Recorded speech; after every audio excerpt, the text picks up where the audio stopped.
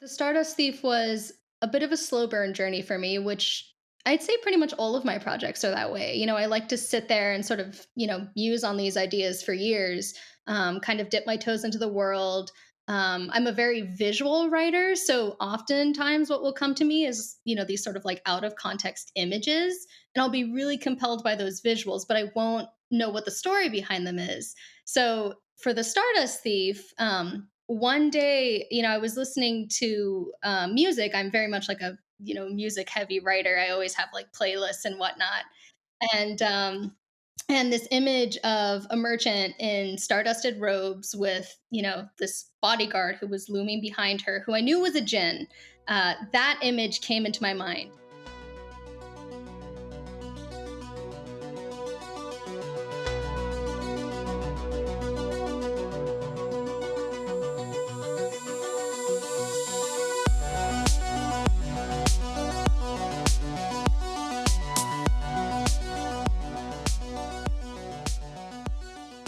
What is up, everybody, and welcome to episode 41 of SFF Addicts. I'm your host, Adrian M. Gibson, and welcome to your weekly dive into the world of science fiction, fantasy, and writing craft. Joining me, as always, is my co-host, the Chewie to my Han Solo, the Joker to my Commander Shepard, MJ Kuhn. How's it going, MJ? Hello, I'm good. How are you? I'm doing very, very well. Thank you. And just a note for everyone listening, the official SFF Addicts Patreon and merch store are now live, so check the links in the description to support what we do here. You can get access to patron-exclusive bonus episodes, author readings, and more. And you can purchase t-shirts, mugs, notebooks, and all kinds of cool swag. Also, don't forget to rate and review the podcast on your favorite podcast app and subscribe to the FanFiAddict YouTube channel, where this and every other episode of the show is available in full video.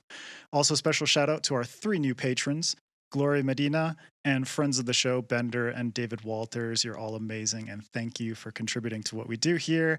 And now, welcoming today's guest author, Chelsea Abdullah. How are you, Chelsea? I'm good. How are you both? Doing very well. Great. Very excited to have you here. So this is going to be part 1 of our 2-part interview with Chelsea. And to kick things off, could you tell us and all the viewers and listeners out there a little bit about yourself? All right. Hi, everyone. My name is Chelsea Abdullah. I am the author of The Stardust Thief, which is the first book in the Sansi trilogy. So about me, I'm an American Kuwaiti author who was born and raised in Kuwait. The Stardust Thief is very much, sort of a love letter to the culture that I grew up with in Kuwait. Other things about me, I am a pantser. Anyone who, knows anything about my writing process knows that I, love to discover the story as I go along. So that's something that's, very much instrumental in my process. And I debuted last year, so I'm kind of still a newbie, but, working on my sequel now. Yeah, Woohoo! congratulations on that, by the way. It's like Thank you. I read it in preparation for the Gods and Mythologies episode that we did and really loved it. And I think it's just really cool to see more Middle Eastern inspired fantasy coming out. It's like before that, I'd read P. Jelly Clark's A Master of Djinn and his, I think it's called like the Dead Djinn verse or whatever. He doesn't even know Yeah. what it's called. But building on that and just kind of just seeing more and reading your book and seeing more of an outpouring of desire for these kinds of books. And then on top of that, authors like you who are writing from heritage and experience is really awesome. Yeah, no, it's been really wonderful to see just, the increase of that kind of literature and that kind of representation in SFF. Even thinking about, the stories that we have coming out in 2023, I can think of 2 Egyptian inspired novels that are coming out, Egyptian inspired fantasies. I had a friend who published last year, middle grade, that was Arab inspired. So, we're starting to see a lot more of it in different age categories and I guess across the spectrum, which is really, really cool.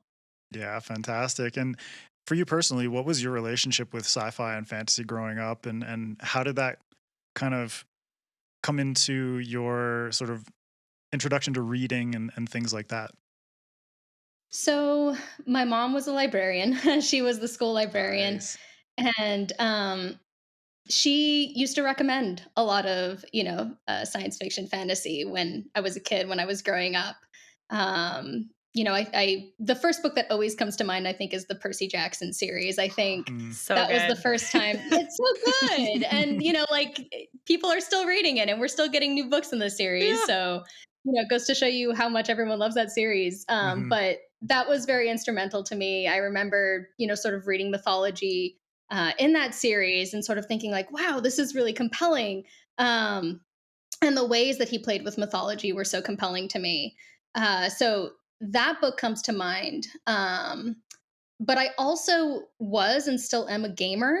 And so a lot of my Yeah. inspiration, a lot of my inspiration for SFF worlds and world building, I think actually came from video games. I grew up with the Final Fantasy series, the Tales of series, all these different RPG, JRPGs, which, Japanese role playing games and Western role playing games, which just, were really expansive. If you've played those games before, most of the ones I've played are like 100 plus hours of Mhm. gameplay, Could play just because forever. you can play forever. And like there's so many side quests and the worlds are just so impressive. And so I think, I played a lot of those games as a kid. And I think some of my earliest writing was probably, just me writing in those worlds, being excited about the Final Fantasy worlds. And so like, I guess, in quotation marks, writing fan fiction of those worlds, little short stories and stuff when I was, still a kid. But I would say that was also very instrumental in my writing. So that's kind of where I got my start with SFF. Mhm. And then, of course, as I got older, I started to read more widely and started to read, in different age categories and whatnot. So, yeah. So I cool. Try love saying that. Final Fantasy fan fiction 5 Right? times. Final Fantasy fan fiction, right? As the new tongue twister. Yeah. Well, I knew you're a gamer too. So because I was like, okay, a lot of authors will MJ and have I are like, both big we're gamers, big yeah. gamers too. Yeah. So this is a fun group. Excellent. Right? That sounds like, a lot of authors will have like the book that, made them go, oh, this is what makes me want to be an author. Like I want to write a book. Do you remember like that moment? Was it a book? Was it a game? Was it just something you always knew you wanted to do? Oh, that's really difficult. I know. I don't know. Yeah, I don't know if there was a specific moment, because for as long as I can remember, I've always kind of written short stories. Yeah. So, like I said, I would write like my little fan fiction when I was a kid. But then even past then, I would be writing about things that I saw every day, TV shows that I would make more fantastical. Like what if I wrote a Survivor episode, but like Oh set my it god. in a fantastical world, things like Oh that. my God, I I used to love do it. it was crazy. It was a wild time. But yeah, so I did a lot of that as a kid. I think the first time I actually was thinking about publishing, because I kind of had this far off idea of being a published author as a kid, but I never really, it wasn't really a substantial dream. It was sort of like, oh, well, one day I would like to get Right. published. Right. Yeah. Yeah. But it wasn't until I'd say I was an undergrad student.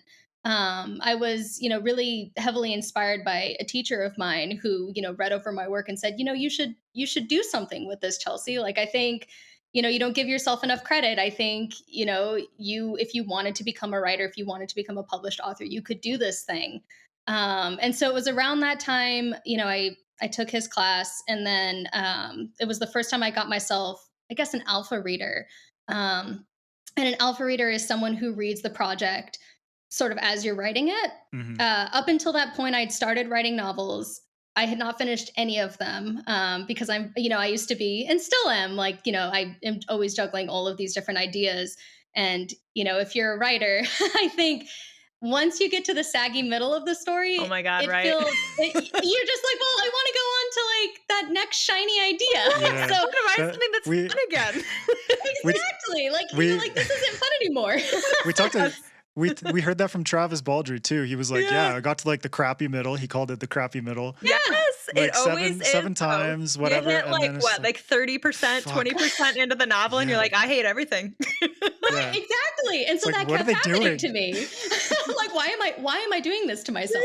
Yeah. So I would just jump from idea to idea to idea until I found this alpha reader who, actually, at the time, what we were doing, I can't remember if this was 2017, 2016, but it was around that time. We both joined NaNoWriMo, National Novel Writing Month. And in order to motivate each other to actually finish our projects, we swapped off chapters.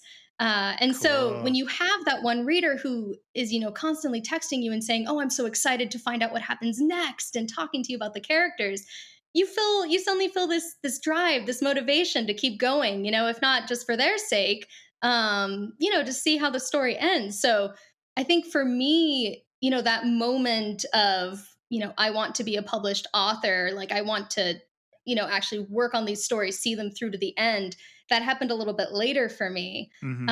And it was that project. It wasn't the Stardust Thief, but it was an older novel that I finished. It was 440,000 words because I'm an overwriter. Of What? course it was. It's That Chelsea. is insane. Yeah, I should have introduced myself as a pantser and an overwriter because It's that like, is hey, I finished my first one and it's a fucking trilogy. Like, right. But the thing is, like, it didn't have enough content to be a trilogy. It was just so meandering. But I okay. had such an excellent time, and it was the first thing I finished, and I finished it because of this alpha reader. Yeah. So I think that was a huge turning point for me as a writer. It was a moment where I thought to myself, well, I can do this. I can finish these projects. I mean, they're still way too long, so like no one's going to want to publish this book at 440,000 words. But it was sort of the beginning for me, the beginning of, I'd say, like, the author journey almost, Hmm. of a time when I started to see myself more as, a potential author, someone who could publish something. Yeah. And also props to that alpha reader for going through 440,000 words with you. Yeah, Chelsea, no, I am That's just a like friend. That is a friend. bewildered. no, her name is Jasmine. So if you're ever watching this, Jasmine, no, I very much appreciate you. Hi, Jasmine.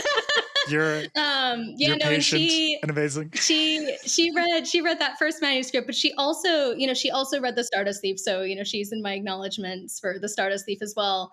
The longest thing she has ever read from me was 770,000 words. So so she is truly phenomenal in every My sense of the God. word. That is bonkers. My God. I would not force anyone to read that.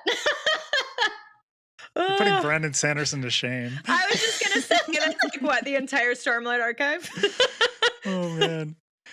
Oh, well, thank you, Jasmine. You got Chelsea to where she is today. So Right? I So owe her we're very so much much, appreciated. truly. So you brought up, okay, so it's like you have all these projects, unfinished stuff, then you get these monsters that you finally finish, and then you write the Stardust Thief. How did that kind of come into your mind in terms of like the inspiration and stuff like that, and the process of fleshing out that novel and bringing it to the point where it got last year when it was published? Yeah, so the Stardust Thief was a bit of a slow burn journey for me, which I'd say pretty much all of my projects are that way. I like to sit there and sort of, muse on these ideas for years, kind of dip my toes into the world. I'm a very visual writer. So oftentimes what will come to me is, these sort of like out of context images. And I'll be really compelled by those visuals, but I won't know what the story behind them is. So for the Stardust Thief, I'd say there were kind of two forces at play with the Stardust Thief. The first, ever since I was born and raised in Kuwait. My undergrad year, I went to CU Boulder. That was the first time I'd been away from Kuwait, at that time for so long, for such a long stretch of time, and so I was very homesick. And so, as when I left Kuwait, as they say, distance makes the heart grow fonder. So when I was over in Colorado, I started to think about all these stories and things that I'd grown up with that I really missed and really loved. So I had this sort of idea in my head of, well, what if I wrote something inspired by that culture, but I didn't know what it was going to be. I just was sort of like, this is a concept. Maybe someday I'll get to it. And then I was talking about images. One day, I was listening to music. I'm very much like a, music heavy writer. I always have like playlists and Me too. whatnot. Yeah. And this image of a merchant in stardusted robes with, this bodyguard who was looming behind her, who I knew was a Djinn. That image came into my mind. I knew that they were on a ship but I had no idea of like what their story was, what their relationship was. And I had that image in my head and I just got really excited by it, you know? And so I think when that image appeared in my head, I sort of, I combined it with that earlier feeling that I'd had, that idea of, oh, I want to write something based on, you know, home, based on these stories that I grew up with. And then, it kind of all unraveled from there. I had that initial image. And then I want to say I was thinking on it for, I can't remember if it was 1 or 2 years at this point, but I was sitting on it for a little while. Because like I said, I sort of juggle ideas in my head. So Yeah. while I was working on something else, I was kind of thinking about this project. It was like my back burner project, but I wasn't allowed to touch it. One thing that I always tell myself, I'm not allowed to touch my back burner projects because the minute I do, they're not shiny anymore. Yes, I don't want to work on right? them. Right. And That. so I was like, this is going to be very important to me. This is going to be very precious. Like, I'm going to keep it buried for a little bit. Respect it Um, by pushing it aside Yeah. for as long as you But need that's to. good. You're like forcing yourself to let it percolate for a minute. Once again, 'Cause, distance yeah. makes the heart grow fonder. So Yes, it's like, yeah, get the fuck away right. for a minute. Yeah. well, and I think too, like when I'm pushing through these massive projects, I have to have my heart in them. I have to have this sort of feeling of, I've sat with this project for long enough that it's special enough to warrant me working on it for a year plus, because Right. My drafts usually take me a long time, because I write a lot of words, Because they're unfortunately. 500,000 words. And then cut like 200,000 plus. Well, and the Stardust Thief was actually the shortest first draft I've ever written, but it was still long. It was 297,000 words, so shorter, way shorter than Basically, Okay. 770,000. enough for you. Basically, right? Oh my God. I love it though. So, I love it. but yeah, so I had, I thought on the idea for a very long time, and then I believe I started it. It was either my last year of undergrad or sometime around then. And my alpha reader picked it up at that point. But I went very, very slow with it. I think it took me. It was either a year and a half or year and 8 months, something like that, to finish the first draft. Mhm. It took me a while. I just kind of took my time with it. If I was stuck, I let myself be stuck. Um, I mentioned earlier that, I hadn't really thought about writing or publishing until I finished a project, but I didn't actually think about like taking those steps, like querying, editing, any of that. Up until this point, I had just jumped from first draft to first draft to first draft because I was having fun, Right. Yeah. and it was, for me, it was just for the love of writing. That Mhm. was why I was writing, and still why I write. So it wasn't until after I finished the Stardust Thief, I sat down and I looked at that really long draft, and I thought to myself, like, I think I've gotten enough of a handle on this writing thing to like maybe give editing a try. Mhm. Um, because I think, and I think, people have asked me before, like, do you not regret going back and editing your earlier projects? And I really don't. I think because, again, like, so much of it was for the love for me, and I wanted to do what I was having fun doing. Exactly. But Yeah. also, I don't think I would have been ready at that time to edit my stories. Like, I feel like I needed to build up enough, motivation and self-confidence as a writer, and just sort of come to understand my writing a little bit Mhm. Yeah. before I could go back and tear it to pieces, because that's really what I did with the Stardust Thief. I chopped like 70% of that in edit. So I sliced it to bits and pieces, and I don't think I was ready to do that with a project before the Stardust Thief. Um, Especially ones as big as the ones you'd written before. yeah, no, 700,000 words. I'm never looking at that 770,000 word project ever again. It Oh my strikes terror God. into my heart. I love that though, um, because so many people will ask, like, "Oh, your old trunked novels. Like, are you ever gonna when you get famous, you're gonna publish them, right?" And it's like, no, because they're part of the learning process. I feel like, Exactly. right? So, Yeah. even not even having to edit them, you could probably, right. if there's a nugget there of a great idea, you could steal it for another project, anyways, and Yeah. And I leave it Stealing and right for I'm there. very yourself is much fine. and I'm a believer in when you shelve a project, like some people have this, mindset of, I've shelved this project, it's over.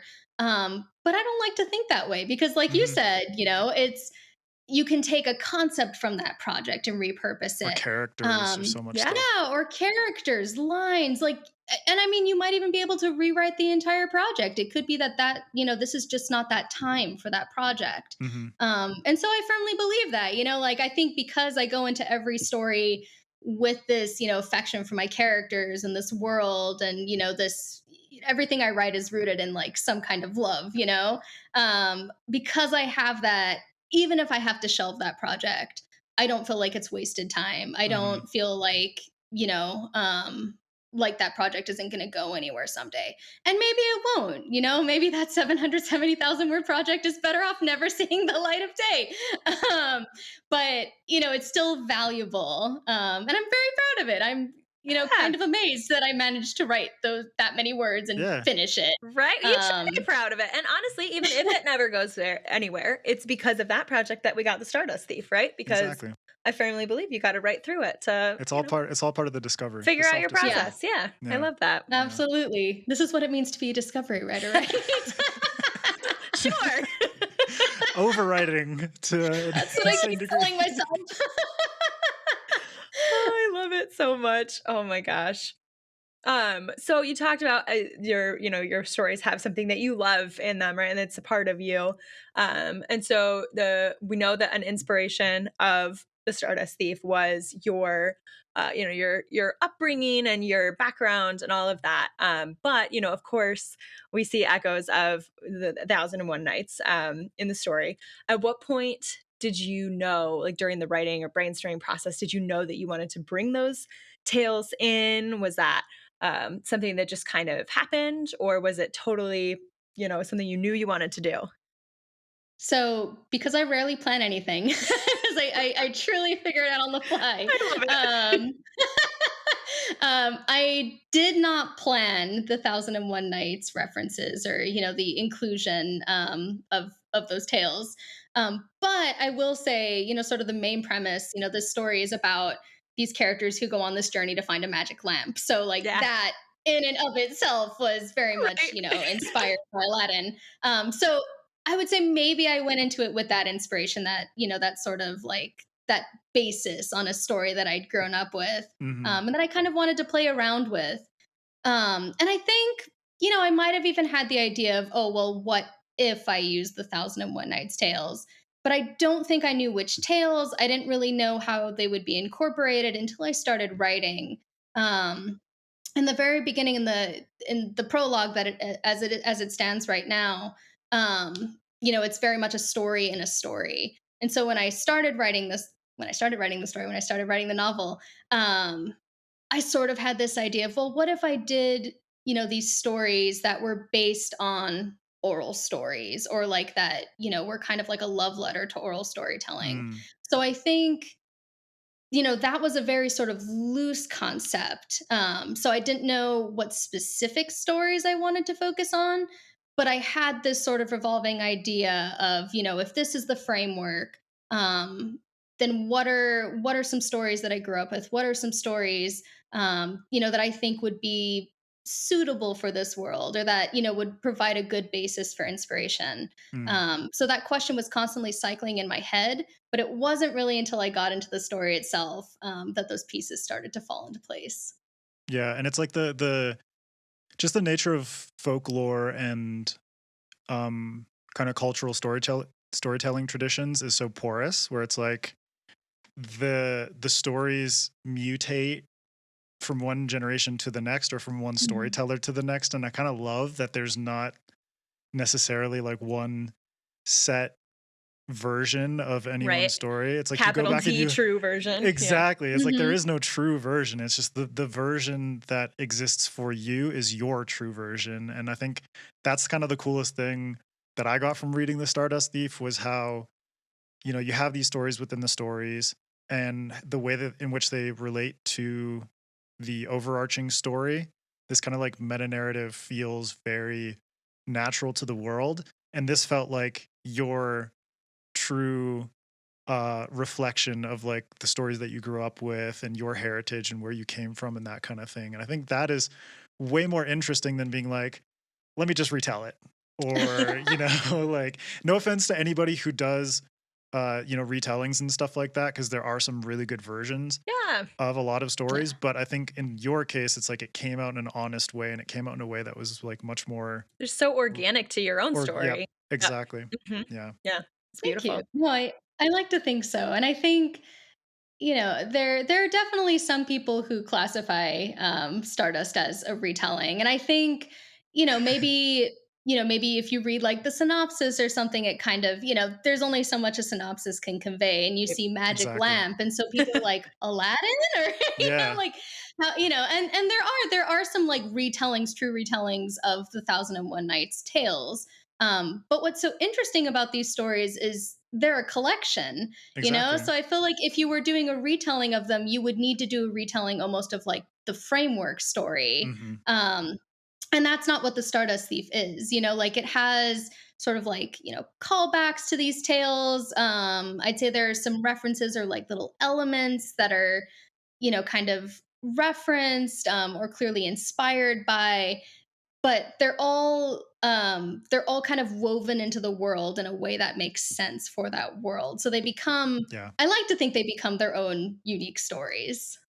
Yeah, no, I definitely think so too. And you mentioned earlier that, you know, just your approach to writing in general, the discovery nature of things, where you're surprised by things that come up in the stories that you're writing. And with the Stardust Thief, how was it for you in terms of um finishing that novel? And did you know during the writing process that it would expand into a series or multiple books? Or was that something that happened after you finished the first one? You thought like, well shit, like I could edit this into something that could transition into further stories, or how did that all play out? It was kind of the latter. I started this book. I should have at this point. You can tell how exasperated I am Like, by ah. myself. Planning, I plotting, why? I would love to try this planning thing, but my brain and my characters truly reject it outright. I truly cannot anticipate what they're going to do, which is, one of the most exciting things about writing, but also one of the most frustrating. Um, so when I started the Stardust Thief, it was much smaller in my head. I had this thought of, I'm going to write this standalone. It was a standalone at the time when I, conceptualized it at the very beginning. So, when I knew nothing about it, um, I had the idea of doing one POV character with Luli. So Lulian Nazari, who is the midnight merchant, who sells these sort of ancient relics on the market. She was the sole POV, and I started writing her story, and then I got to chapter 2, and I was like, what if I brought in another POV? I got to chapter 2. I was like, but what if Mazin? And so I wrote his voice. And I think, for me, I in the projects that I had written before this, I think I've always written more than one POV. I'm a very Hmm. antsy writer, so I like to be in other, Yeah. characters' shoes and like to experience different parts of the world through their eyes. Don't get So I bored of one think, character either. Yeah, right? yeah, exactly. So I think I realized at the second chapter, like, oh, this world is bigger than I anticipated, which, understandably, I didn't really have any of the worlds conceptualized when I started. But the main character is on a ship and then she goes into a city. And I immediately thought, what if there was someone else who was in this city that would be able to give us a different perspective of it? So I started writing from a second POV character, and then eventually I came into a third POV who actually, like, interestingly does not exist in the story anymore. Oh. Yeah, there were a lot of POV cuts made, because this story was way too long and obviously meandered. But it helped you But discover the whole world as you were yeah, writing. Mhm. Yeah, I yeah, can see and that. like absolutely no regrets, because like I said, being able to like look at the world through different characters' eyes is extremely helpful for me. Mhm. So even though there were a lot of POVs that were cut, and some of which were like very one off, just one or two chapters that were from this one side character's perspective. That was so instrumental for the world building for me. But yeah, so, suffice it to say, this story just got bigger and bigger and bigger as I worked on it. And, once I was nearing the end, I thought to myself, like, oh, this is not going to be conclusive at all. There is so much more here.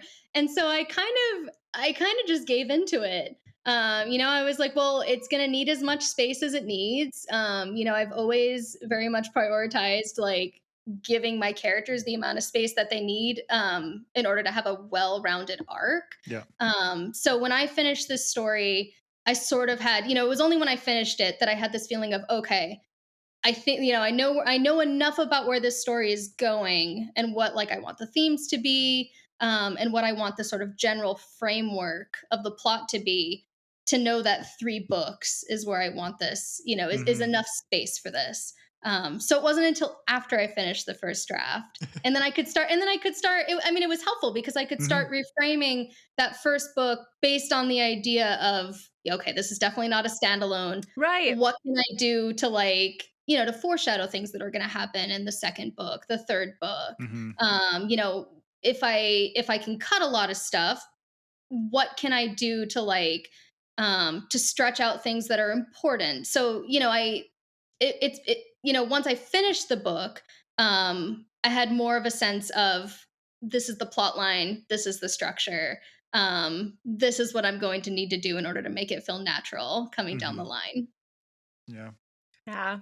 So, with the sequel, you're a discovery writer. You MJ's love been waiting for this. to pants it away. I know, because I find it fascinating, because we know that I'm a disgusting plotter. Like to the Microsoft Excel. spreadsheets, baby. So it's just I can't imagine. that Oh, makes me a neither. lot That makes of so much people fun of I know her. very sick to their stomachs. Spreadsheet. It's so It's okay, helpful. MJ. We love you. It's But I'm this okay. is why I'm like fascinated anytime I'm talking to a discovery writer, because it's so foreign to me and it seems like witchcraft. So Likewise, that's exactly how I feel about planners. So How do you do this? But okay, so as a discovery writer, you said you like to let ideas percolate and take your time. And with book 2, you're on contract, which is a radically different experience, writing a book on contract. Um, Even for probably the most plottiest of plotters. How did it feel? Like, what was the process like? Did you have to make any changes to your processes during this part? honestly, full transparency, I'm still going through it right now. Yeah. So it's kind of hard to say, because I'm still kind of, I want to say, almost like learning the ropes of Yeah. deadline writing. It's a totally One different thing, kind of writing. Yeah. it is, and I think, you know, um, one thing that I'm still learning to do is, is being a pantser, still having that element of discovery, while also trying to write quicker. Mm. And but another thing that I've realized about myself, at least as of right now, I'm probably not a one year writer. I don't know if I can put out a book not every year, but like, within Yeah. the 1 year time span. Mhm. Just because for me, for the writing to feel natural, I need to be able to sink into the world a little bit. Um, and writing that first draft for the second book was, definitely one of the hardest things I've ever had to do. Yeah. And it's interesting because it's not just the deadlines that mess with your head, but I think like the whole, like, working collaboratively on something that, when I worked on the Stardust Thief, I did so many rounds of edits by myself. Yeah. Mhm. I kept everything very close because I wanted it to be as good as possible before I gave it to beta readers. And having to kind of give that up, and like trust my editor to look at a messy draft and be like, okay, well, this is messy, but like I can see the promise in this, and bringing, having that collaboration earlier in the process has been something that's very foreign to me and something that, I've needed to wrap my head around. Right. So, it's been the deadlines. I think like, having that more having more collaboration earlier in the process has been something that I'm still like coming to terms with. And I think too, when you're setting your own deadlines and you're like on your own schedule, you can start and go whenever you want to. Yeah. But, I sent off a draft to my editor, and I kind of have to wait to Yeah. see what she says before I can continue. And I can let ideas percolate. I can, work on some stuff. I can brainstorm. Um, but it doesn't feel like I can set anything in stone. Right. Whereas, you can before you start querying, before you start, Exactly. going on submission, because the project belongs to you. Hmm. And, this still belongs to me too. But at the same time, I'm on contract for it. So it also kind of Right. belongs to the publisher. So yeah, it's been an adventure. I'm looking forward to looking at it all in retrospect, because right Hmm. now I'm crying a little bit. Oh my god. That's so trippy though, because at the same time, it's like I've had conversations with many authors about the sort of brain split nature of like, I'm writing this one book, but then I have to promote and talk about this book that Yeah. Yes. I finished long That ago, I'm but is so now emotionally finally. divorced from. Yes. Yeah, it's Yeah. crazy. It's crazy. But then at the same time, it's like you have to be writing the second book and trying to focus on that Yeah. and working within the strictures of editors and publishers and all that kind of stuff. Um, Yeah. but kind of building on what MJ was asking you, you've mentioned to both of us this idea of like reverse outlining. Um, how did that approach come into play with this book combined with the sort of foreign nature of this more collaborative element with the publisher and the editors and that kind of stuff? So you're talking about book 2, right? Yeah. Yeah. But you can also touch on Um, books in the past, how you kind of Yeah. approach this reverse outlining In thing. general. Yeah. yeah, no, I mean, with book 1, I definitely had the ability to take my time on the reverse outline. One thing that I noticed, because I could spend more time on my first draft for book 1, it wasn't cleaner, but the story it was more solid. Hmm. I sort of had more of the bare bones in the first draft of my Yeah. first book. So when I did my reverse outline, I sort of had all of those like important, I had the skeleton of a story. Yeah. And a reverse outline, for anyone who doesn't know, is basically just an outline that you write after the story is done. Because, I don't know what's going to happen until I write it on the page. A reverse outline is really helpful for me. Because basically what I do is I go and I reread the entire story, and then, I bullet point everything that happens in that chapter. Hmm. And then, as I'm going through it, I've got into the ending. So I know what needs to be there and what doesn't need to be there, so I can Yeah. make notes for myself on the reverse outline. Like, my reverse outline is color coded. There's, by character. There's a Now we're lot of talking. crossed out content. Yeah. So I am a planner, but only after the fact. I can't do it when I'm drafting. I have to do it for the editing. So Right. I can plan when I edit, but like, it my brain just won't allow me to do it when I'm drafting. And MJ Um, just perked up when you said color coding. I It's really like her did. Did Excel you see it? spreadsheet was just like, It's like a Pavlovian response. Coding. color coding? What? well, it's really helpful when you have different character It POVs. is. Oh, I can Then Yeah, imagine you it's can that. helpful see to if glance. it's balanced, and yeah, Yeah. I feel Yeah. you. Exactly. Exactly.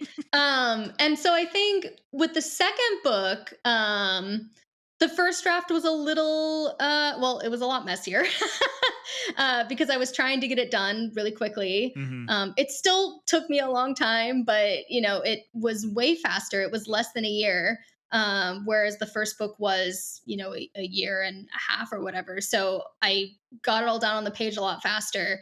And initially, I was very frustrated when I was reverse outlining, because I kept thinking to myself, like, this was a lot cleaner when I did this with the first book. Like, why am I having so much difficulty doing it with the second book? Like, aren't I a better writer? And like all of those writer fears that you have every single time Oh yeah. you come to a new project. But one thing that I've had to tell myself is, one, every book is different. Hmm. Every process is different for every book. Yeah. Two, this draft is of course going to be messier because I wrote it in a like condensed amount of time. That being said, it's longer. The first draft for book two is longer than the first draft for book one, so I wrote it faster, but it's longer somehow. We'll call it the Um, Abdullah, paradox. It's, more words and less text. Yeah. yeah, it's yeah, in again in retrospect, I like to look back at it and be like, wow, that's actually like objectively impressive that I wrote this many words that quickly. Yes. But also, why did I write this many words? It's so hard to reverse outline this. Writer problems. We all have different Yeah. writer problems, right? Pros and cons. Um, but yeah, so for this book, I've definitely had to do more reverse outlines. I've had to rewrite the story a couple of times. I wrote my second draft. My second draft was actually incomplete. I didn't make it to the end of that draft before I turned it in. And then, so every draft has been fortified. It's gotten more and more solid as I've gone through this process. But it's taken more steps because I have less time, Mhm. because it's more collaborative. So, as of right now, I want to say, I've still been able to maintain being a pantser. Like, that's still something that I do. Very in the future, I could very well move towards being more of a planter, or, because this has been, like I said, an adventure, but Yeah. also like kind of painful. So, it's very possible that my process will change in the future and that I'll find a Mhm. more effective way to do it. Yeah. But as of right now, I'm, very happy that I've been able to hold on to that, to pantsing, to that element of discovery, just because that is, for me, that's, why I write. Like, I Yeah. am intrigued by the story. I want to know what happens as, as a writer, but also as someone who's kind of like, watching the story. And it sounds so, it sounds so odd to some people, but because I'm experiencing the story alongside my characters in that first draft, it all feels very much like a surprise. Like, there are Yeah. certain plot beats that I know are going to happen, but the pathways to get to those plot beats, I can't really anticipate. Mhm. And that's one of the joys of writing for me, is, really finding the story as I go along. So I'm happy that stayed thus far. But yeah, it's definitely caused me a lot of stress Grief. and Well, grief. Yeah. yes. Well, on that I, subject of the stress, what advice, like if you could go back a year from now or talk to as someone who is just getting into, the trad pub process as a discovery writer, do you have like a tidbit of advice that you would give to that person about I know you're still kind of in the thick of this because it's your first time Mhm. going Mhm. through. But like any lessons you've learned so far? Are we talking about debut year specifically, like people who are just debuting? Any of the above, honestly. Hmm. I'd say this is maybe going to sound maybe a little cryptic, but I love it. so this is I become more and more jaded as I go along. No, truly, I like, I learned to find the joy in all elements of this process. But I'd say for me, something that I had to learn during my debut experience, and something that I think kind of started with querying, like as I dipped my toes into the traditional, publication process. The further in you get into the process, the more the story does not become just yours. So, for me, like I said, writing is very personal to me. And, I had Mhm. all of this control over my writing. I got to spend, think it was like 4 or 5 years, working on Stardust, editing Stardust, making sure that it was as good as it could possibly be. Um, and then, once you get an agent, you have an agent who's helping you with it, which is exciting. You Yeah. have that collaborative process. You have someone who believes in your work, which is really incredible. Yeah. And as you get a team behind you, as you get an editor, like you start to accumulate more and more of a team, which is really exciting. But it also means that more people have a say and an opinion, on what goes into your book. And I'm very lucky. I have a team, and especially an editor who like really understands my vision, who is very much prescribes to the idea of, this is your vision. I want to help you polish your vision, which is what I think a good editor should I love always do. that. Yeah. Yeah. um But that being said, when I saw my cover, when I saw the book as a book, like it was very strange. Like I kind of started to dissociate from it a little bit. I had this feeling of, oh, this is still this project that I love, and it still is this project that I love. I, love this series, and I love these characters, and I'm very, very grateful I get to write 3 books in this series. But I've had to learn to separate sort of the book as a product from the book as a Yeah. project. And so I think, you know, going into debut, I would have liked to have had more of that sort of heads up, Yeah. or that, just that warning, I guess, that those feelings can hit you, and they can hit you really hard. If you've been spending so much time working on something for so many years, and suddenly, it becomes more and more available to different people, to a lot of people, that's both really incredible and really exciting, but also really terrifying. Hmm. Yes. Yeah. And even if it's good feedback, like there's still this element of, oh my gosh, like people are reading this thing that has been so personal to me for Right. so Yeah. long. It can be a lot to manage those emotions as you kind of, jump into the debut sphere. Um, I'm speaking specifically about traditional debut, but like I can't even imagine like putting my book out there, Yeah. through indie, Indie. just because traditional, you have sort of like a traditional publishing team behind you, but the people who like kind of like spearhead that on their own on the indie platforms are incredible to me. Like that Right? Yeah. is that is I a agree. whole other level of stress. So like, mad respect to those people. But yeah, I think just in general, separating yourself from that process, um, and sort of like keeping that connection with your work personal, Hmm.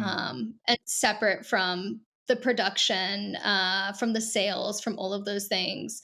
Maintaining that love, even when, things in publishing might get you down.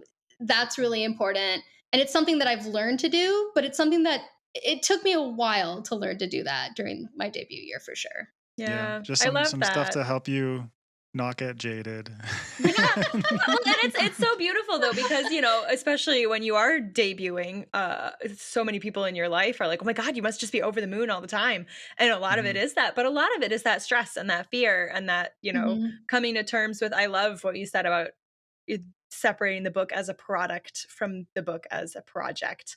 Mhm. Mhm. I think I'm like literally gonna write that on a sticky note and put it over my desk because it is so important to do that and to not tie the worth of you know the story that means so much to you to sales numbers or whatever. I love that. Yeah. Yeah. Yeah. I'm very lucky that it's like all of my years as a tattoo artist helped prepare me because it was like Oh yeah. it's like a book is such a gigantic just monolith within the Yeah. mind of an author, but a tattoo it's like tinier scale. Not necessarily it's like the scale of the human body, but it's like shorter time span and I kind of just have to make this differentiation between like okay, once this design is out of my hands and on the skin, then it becomes a product, and then Mhm. it becomes like a work of love for that person as opposed to Right. myself. So this is really weird distinction that you have to make Well, between craft and commerce essentially. Yeah. Yeah. I was gonna Capitalism. say, and it capitalism. I mean, it just goes to show you like how personal art in general is, Yep. right? I think like, if you're a writer, if you're an artist, like if you're someone who has some kind of emotional attachment to something that you're putting out into the world, it can be a really hard balance to learn. Hmm. So yeah, yeah. And I think it's so odd because when you're going into debut year, there are all these feelings of excitement and, oh my gosh, I can't believe something that I've been working on for so long will be shared amongst other people. Like it's Hmm. such an incredible feeling, and you don't, at least me, like I was kind of blindsided, by all of these feelings of dissociation and like Yeah. feeling bad about things. I was like, why am I feeling bad about things? Right. Like my book is being This published. should be the happiest time. Yeah. Yeah, Yeah. this should be the happiest time. But and like in retrospect, sort of like, as I went through debut year, I was speaking to a bunch of other authors who, continuously said, "Oh yeah, this is a very common experience." Mhm. But I think a lot of people don't really expect it going into Yeah. debut year. So yeah, I'd say that is probably the advice that I would give past me, and anyone who's going into debut year, just guard your heart. Guard your project, guard that like personal relationship you have with your work. And also be pragmatic because it's a fucking Yeah. difficult world. It'll get Um, ya. Truly. but not I really appreciate you sharing all this about, your debut year and all these emotions and everything that you felt. But now that you kind of, you're working on book 2 and you're kind of looking ahead now, what are your beyond this sequel, what are your hopes and what are your plans and how are you feeling about everything for your the future of your career? I mean, I'm an optimist.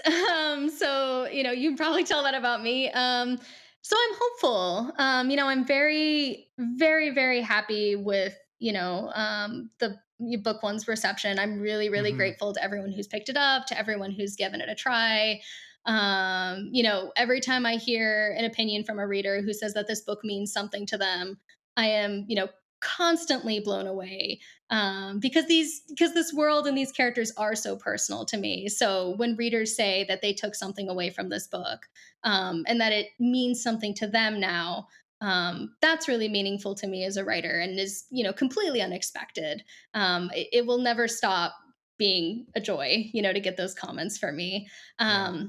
But yeah, I think I have so many different ideas in mind. I have to see this trilogy through. I'm very much a one project at a time kind of person, Yeah.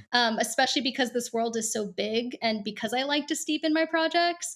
Usually I'll have like one back burner project that I'll touch if I'm like, very exasperated by these characters, which is very frequently. I have this sort of like one back burner project that I can, kind of poke with a stick. I'm like, oh, this seems really shiny. This is going to be really exciting when I work on it. And like, it will probably be the project that I work on next. Hmm.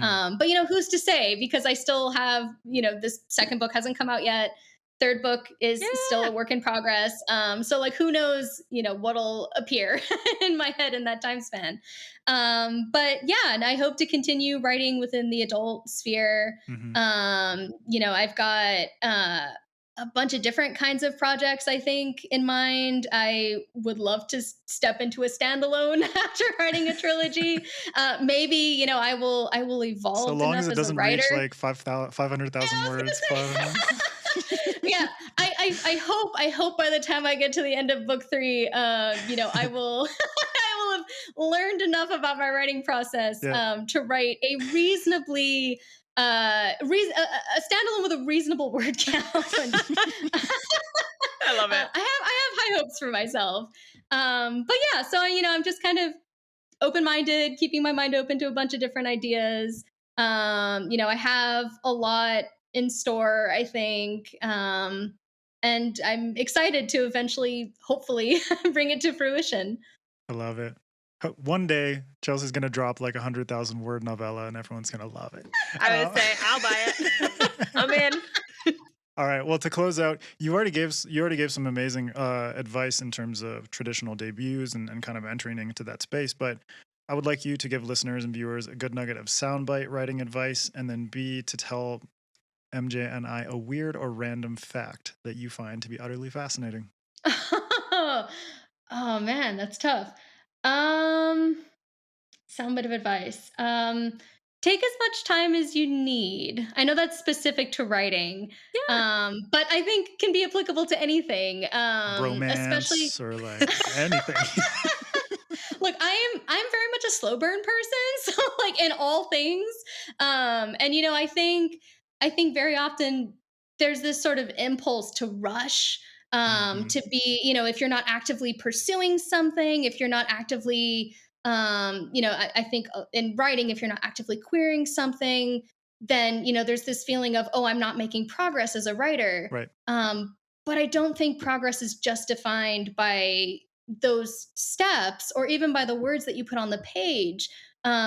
but by the steps that you take to get over the finish line. So like, just acknowledge that like all these little steps that may not seem to be getting you anywhere will eventually get you to where you want to be. So that's my piece of advice. I love In that. terms of a interesting fact, I don't This know. one tends to stump everyone. Travis Adrian's just Travis mean with this one. Travis Baldry just dropped something about like intestines. So I was Oh, like, yeah, he was ready. I say, and then we had Hannah Long on, and she lives in Canada, salamanders in so we asked Ontario. her, yeah, a fun fact about Canada, maybe. Um, so let's see, fun fact Hmm. about. Yeah, MJ's gonna set you up. I know I'm trying to set you up. Scottie Pippen just coming in again. Right? I'm like one of those people, if you give me an interesting fact, I cannot recall any interesting facts on the spot. I'll come up with something totally random, like in a conversation. It won't be Yes. at all applicable. But when you ask me this question, I never have an Oh my God, no, answer. it's like when in interviews like this, people will ask like, "What is your favorite book in this category?" And all of a sudden, every book you've ever read is just gone from your brain. Yeah, Yeah, I feel that. I feel that. exactly. Yeah. MJ, you want to give us a weird random fact? Oh God. See, now I don't have a weird Exactly. random fact. Exactly. None of us have weird random fact. The brain cannot recall random facts on command. I don't know if you guys knew this, All right. but MJ just getting all meta on us. I'm learning so much. Well, on that note, Chelsea, thank you so much for taking the time to chat with MJ and I today. As well, for anyone who contributes to our Patreon at $10 or more a month, Chelsea will be doing a reading of The Stardust Thief, which you can go check out. And Chelsea, where can people find you on social media? So I am both on Twitter and on Instagram at Chelsea Abdullah, CHELSABDULLAH. And you can also reach out to me on my website, which is just my name .com, chelseaabdullah.com. Perfect. Thanks, everyone. Pleasure. And you can also follow SFF Addicts on Twitter and Instagram at SFF Addicts Pod. You can follow me at Adrian M. Gibson. MJ, where can folks find you? at MJ Kuhn Books across all socials. Perfect. So that's it for this episode. Stay tuned for next week where we're going to be doing a mini masterclass on writing beginnings with Chelsea. So I'm very much looking forward to that. Now, keep reading, keep imagining, and we'll see you next time on SFF Addicts.